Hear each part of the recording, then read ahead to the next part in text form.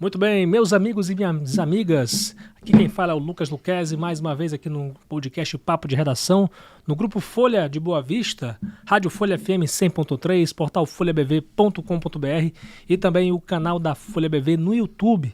E você é o nosso convidado a participar conosco para enviar o seu comentário para a seção de comentários do canal da Folha no YouTube e também o nosso zap aqui da redação, o 999715300, para você mandar a sua sugestão de matéria, de entrevista ou mesmo até críticas. Espero que sejam construtivas para a gente melhorar o nosso trabalho aqui no Grupo Folha de Comunicação. Bem, hoje temos notícias de esporte, temos também aqui sobre um conflito que acabou sendo gerado exatamente na fronteira com a Guiana. Já a gente explica melhor essa história, nada a ver em relação ao conflito que estava sendo desenhado entre Venezuela e Guiana. Já a gente explica melhor essa história, mas eu quero começar aqui com o José Magno. Seja bem-vindo, José, ao nosso podcast. Lucas, tudo bem? Agora, faz um tempinho que eu não venho aqui. Agora ele é apresentador também do Conexão Folha BV.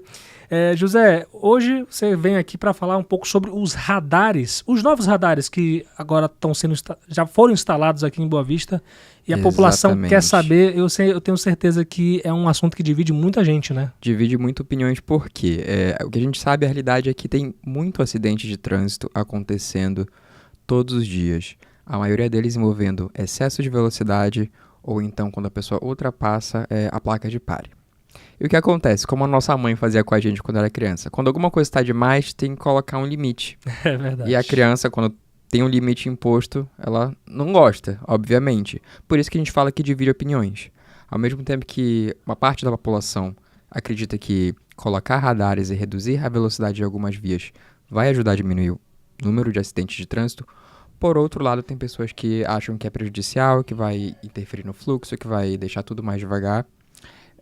Mas isso aí vai de cada um, obviamente. Claro. Ao todo, são 8 radares novos. Quem aí percebeu, a maioria deles está na Zona Oeste da capital. O primeiro sendo a maioria deles, mas nem todos. Tem na Avenida Getúlio Vargas, próxima à Avenida Casimiro de Abreu. Aqui no centro, né? Ambos os sentidos. Na Parimé Brasil, após o supermercado Maluquinho. Isso já lá pro Caranã. Na Avenida Centenário, próxima à Casa Lotérica. Sim. Na Avenida Brasil, entrada do bairro São Bento, no sentido Manaus. Também na Avenida Brasil, outro na entrada do São Bento, só que sentido Boa Vista. Na Rua Reinaldo Neves, próxima à Escola Estadual Antônio Ferreira de Souza.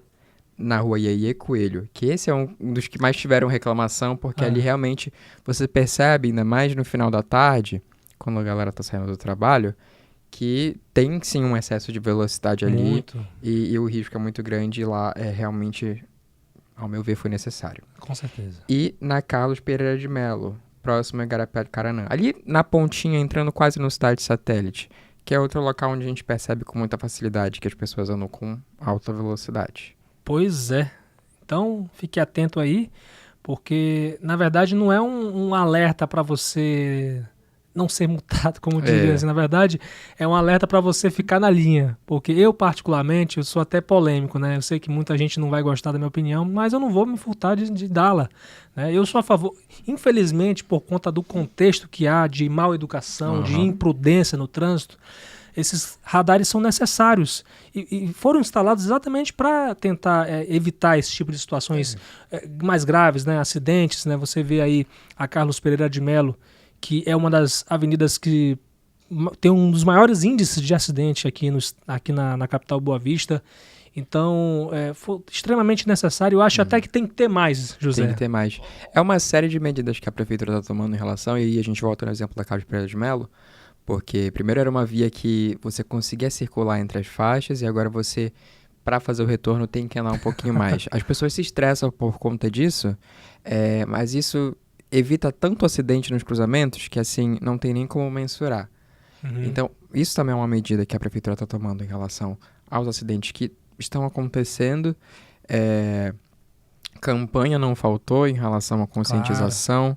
A gente está o tempo inteiro tendo exemplos assim de acidentes terríveis que às vezes na mesma semana já aconteceu, de acontecerem acidentes fatais naquele mesmo cruzamento específico e as pessoas ainda não abriram os olhos para entender que a realidade é essa e que realmente é necessário essas medidas para que a gente, pelo menos, consiga reduzir o número de acidentes. Então, eu também me posiciono a favor. Com certeza. Além do mais, tem a questão, claro, os defensores, muitas das vezes, José, eu tenho certeza absoluta que muita gente que está reclamando de radar, não digo todos, né, mas muita gente está reclamando de radar porque anda errado no trânsito. Então, recebeu muita multa, né? Eu, por exemplo, José, eu tenho mais de 10 anos e nunca fui multado na vida. Nunca fui multado por conta de radar.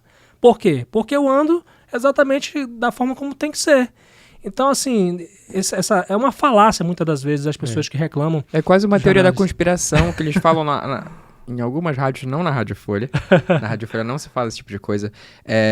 Que existe uma indústria da multa, que a prefeitura só quer ganhar em cima das pessoas. Mas se você for ver a quantidade de acidentes que acontecem todos os dias, é totalmente justificável. Falta radar. É verdade. Inclusive, eu defendo até, além de radares, é claro que para resolver essa questão da lentidão da cidade, como a cidade está ficando lenta, mas exatamente por motoristas, por motociclistas imprudentes, né, que a gente vê isso nas nossas matérias, nos acidentes que acontecem na nossa cidade. Poxa, tem que ter túnel, tem que ter viadutos, tem que ter mais, para aumentar ainda mais a velocidade da cidade, né? E também, especialmente, a consciência do cidadão, do condutor. A gente espera que isso venha melhorar, atenuar esses nossos problemas que a gente enfrenta todos os dias aqui na nossa cidade. Isso aí. Valeu, José, pela participação, pela honrosa participação e até a próxima. Até a próxima. A gente vai seguir aqui com uma denúncia que foi repercutida pelo Grupo Folha de Comunicação. Um tuxaua de uma comunidade indígena da Guiana denunciou que indígenas brasileiros teriam incendiado uma balsa de garimpo guianense legalizada. Esse caso aconteceu nessa terça-feira no rio Maú, na fronteira entre Brasil e Guiana. A denúncia é do tuxaua da comunidade indígena de Santa Maria, Heraldo Tomás Delvídio. A balsa estava no curso d'água em território guianense, mas foi puxada, segundo o Heraldo, para o território brasileiro por indígenas que seriam ligados ao Conselho Indígena de Roraima, o CIR. Né? Então, isso aconteceu ali na fronteira. Tem até vídeo, inclusive. Eu aconselho você também, se você quiser ver com mais detalhes essa informação, acesse folhabv.com.br, que lá tem um vídeo que mostra a balsa pegando fogo lá no rio Maú. Então, o local de onde o transporte teria sido puxado marca o início da região de Essequibo, reivindicada pelo ditador venezuelano Nicolás Maduro. O episódio aconteceu no mesmo dia em que tuxauas, lideranças de comunidades indígenas da Raposa Serra do Sol e órgãos governamentais participavam da 43ª Assembleia Geral dos Tuxauas da região da Serra, na comunidade do Mutum, em Uiramutã. Dona da balsa, Rosângela Tomás Delvídio, gravou um vídeo e classificou como absurdo o ato de indígenas brasileiros em nadar e atravessar o rio Maú para pegar a balsa guianense e a levar para o lado brasileiro, onde atearam fogo. Heraldo Delvídio, por sua vez, que é o tuxaua da comunidade de Santa Maria, na Guiana, também gravou um vídeo para criticar a destruição do transporte. Ele até mostrou nesse vídeo a permissão que tem para poder essa balsa circular, essa balsa de garimpo circular no território guianense, e disse que queimar a bandeira de seu país na balsa, como tinha uma bandeira da Guiana na balsa, é um crime. Nós chegamos a procurar aqui a assessoria do CIR, o Conselho Indígena de Roraima, mas até agora, nessa gravação, não recebemos resposta ainda. Qualquer novidade, acesse folhabv.com.br. Inclusive, lá na matéria tem o vídeo que mostra a balsa pegando fogo, a reclamação da dona da balsa e também desse tuxaua, né? Ela insistentemente falando que essa balsa ela estava do lado guianense, que não tinha mexido com o Brasil nesse caso. Enfim, a gente não sabe ainda quem são os responsáveis e vamos esperar com que tudo isso seja esclarecido. Muito bem, minha gente, então a gente vai começar a falar agora de esporte, um assunto mais leve, né? Porque, veja bem, imagine uma equipe que é atual é octacampeã roraimense, 8 títulos seguidos, minha gente. Imagine uma equipe ficar tanto tempo sendo campeã, não é fácil para ninguém, né? E é o caso aqui do São Raimundo de Roraima, o atual octacampeão roraimense de futebol, que marcou a apresentação de seu elenco para a temporada de 2024 para a próxima segunda-feira, dia 15, a partir das 4h30 da tarde, em sua sede, no bairro Operário, Zona Oeste de Boa Vista. E olha só, o que a gente tem agora até o momento de informações é que o São Raimundo já anunciou 27 jogadores para esta temporada, sendo 15 da temporada passada, né, os remanescentes, os jogadores que jogaram as competições do ano passado, e 12 caras novas para disputar aí a Copa do Brasil, a Copa Verde, o Campeonato Roraimense e a Série D do Campeonato Brasileiro deste ano. O time vai seguir com caras conhecidas como o zagueiro Siri e o meia Juca Maranhão, revelados pela equipe e que estão no profissional desde a metade da década passada, além do atacante Juninho, que foi artilheiro do Mundão no último Campeonato Roraimense, com 5 gols e que vai disputar a 4ª temporada seguida com a camisa alviceleste. Dos novos nomes estão o goleiro Diego Cerqueira, de volta ao elenco após 4 temporadas, o volante Elcinho, que teve 2 passagens pelo Baré aqui de Roraima, e o volante Matheus Gonzaga, que defendeu o Real no Campeonato Roraimense do ano passado, e o Real inclusive ficou na 3ª colocação geral. O técnico Chiquinho Viana, que é o treinador mais longevo à frente de uma equipe no Brasil, né, com 14, vai ser a 14ª temporada seguida nele no time, lembrando que ele teve uma passagem lá em 2007 também.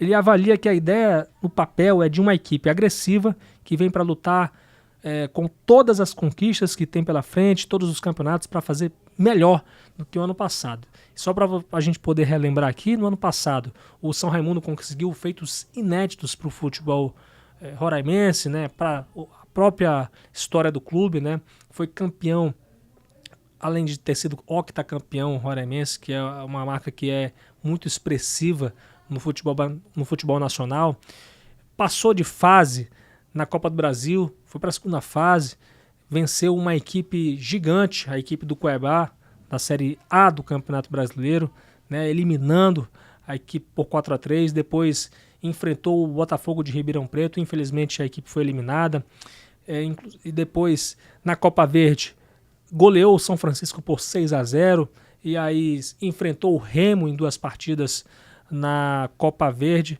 mas infelizmente acabou sendo eliminada. Mas jogou de igual para igual, tanto é que no primeiro jogo venceu o Remo pela primeira vez na história, né, por 1-0, acho que foi 1-0, não lembro bem o resultado, mas o São Raimundo jogou de igual para igual contra essas grandes equipes, né, do futebol brasileiro. E lembrando que infelizmente o São Raimundo não conseguiu manter uma regularidade durante a temporada, acabou sendo eliminado ainda na primeira fase, faltando pouquíssimos pontos para poder se classificar para a 2ª fase. O São Raimundo acabou sendo engolido praticamente pelos grandes investimentos que os outros clubes fizeram, né, os clubes da região especialmente, e o São Raimundo acabou não se reforçando para a Série D, teve problemas aí com lesões, né, muitos jogadores ficaram lesionados durante a Série D do Campeonato Brasileiro, desfalcado, e acabou sendo eliminado na primeira fase. O São Raimundo tinha entrado na Série D com a expectativa de ser um dos favoritos para conquistar o acesso para a Série C. Mas voltando aqui à realidade do time deste ano, né, na comissão técnica o Mundão ainda vai ter os auxiliares técnicos Beto Vieira, que é o que comanda o time na Copinha, e Cleiton He-Man, ex-jogador e estreante na função, além do preparador físico Fábio Luiz e seu auxiliar Moisés Loureiro e o massagista Edivaldo Benedito dos Santos, o Val. O clube ainda vai anunciar o fisioterapeuta, né? Perdeu o seu fisioterapeuta aí para o Monte Roraima, o Giovanni Sapulha. Por outro lado, o São Raimundo não vai ter o volante Belão, capitão octacampeão estadual com o time, que vai jogar no Itapipoca do Ceará em 2024, assim como o meia Tavinho, artilheiro do São Raimundo com 4 gols na Série D do Campeonato Brasileiro no ano passado. O Tavinho vai jogar no Audax do Rio de Janeiro no Campeonato Carioca deste ano. Então, muito boa sorte ao São Raimundo e também ao Grêmio Atlético Sampaio, o famoso Gás ou Sampaio, como o pessoal, os próprios diretores querem que seja chamado, porque vai ser, pela primeira vez, a gente vai ter 2 representantes na Copa do Brasil nesse ano agora. Pela primeira vez, Roraima vai ter 2 representantes na Copa do Brasil, então muito boa sorte ao São Raimundo e também ao Grêmio Atlético Sampaio. Então, com essas informações, encerramos o Papo de Redação de hoje com os trabalhos técnicos de Fabiano Lopes, Rio Ferreira, John Hudson e Aduan Figueiredo. Aqui quem falou com vocês foi o Lucas Luquezzi. Eu desejo que você tenha uma excelente quarta-feira, que você possa também continuar interagindo conosco pelo Zap, 999715300.